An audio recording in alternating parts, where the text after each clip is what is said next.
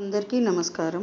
పోయిన భాగంలో మనం లలితా త్రిశతి నామాలలోని 45వ నామం యొక్క అర్థాన్ని తెలుసుకున్నాం. ఈ భాగంలో 46వ నామం యొక్క అర్థాన్ని తెలుసుకుందాం. అస్మద్గురు దివ్య చరణారవిందాభ్యాం నమో నమః. అశేషజనమోహినీం అరుణమాల్యభూషాంబరాం జపాకుసుమభాసురాం జపవిధౌ స్మరేదంబికాం. శివాయ గురవే నమః. శ్రీ గురు పదాంభుజములకు సభక్తికమైన ప్రణామాంజలి సమర్పణతో శ్రీ లలితా త్రిశతి నామ సంఖ్య 46. ఓం ఈశానాది బ్రహ్మమయే నమః. ఓం ఈశానాది బ్రహ్మమయీ. ఇది 8 అక్షరముల నామము. ఈ నామముతో మనము అమ్మవారికి సభక్తికముగా నమస్కరించుచున్నప్పుడు ఓం ఈశానాది బ్రహ్మమయే నమః అని పలుకవలెను.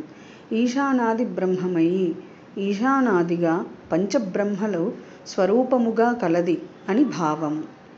ఈశాన, తత్పురుష, అఘోర, వామదేవ, సజ్జోజాత నామాదులతో ఒప్పారు పంచబ్రహ్మలు స్వరూపములుగా కలది కావున పరమేశ్వరి శ్రీ లలితా మహాత్రిపుర సుందరి పరాభట్టారిక ఈశానాది బ్రహ్మమయీ అను నామంతో స్తుతింపబడుచున్నది.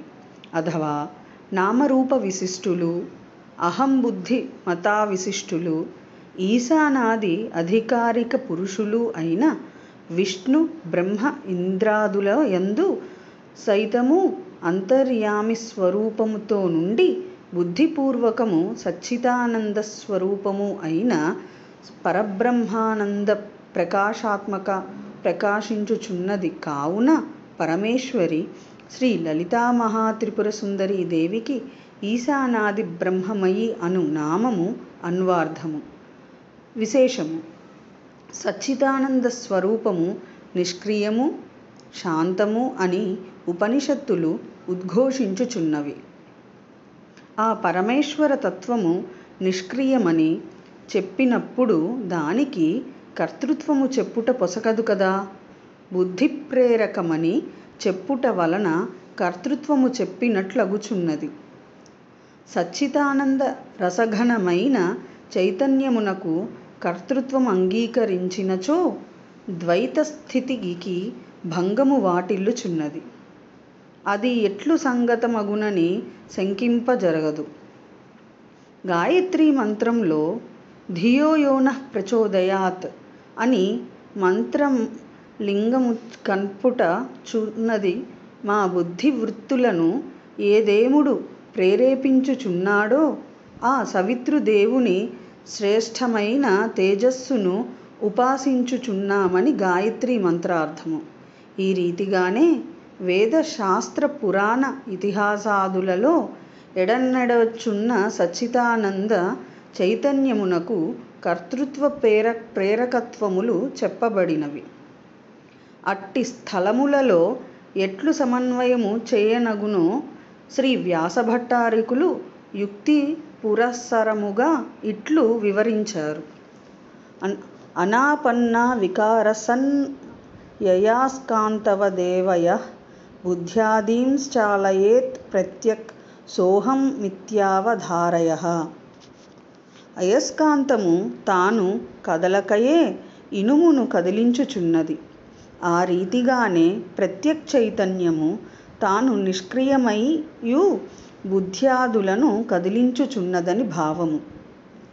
కావున అయస్కాంతమునకు కర్తృత్వమును నిరూపించగల సాధ్యమేయున్నది ఏదియూ లేదు.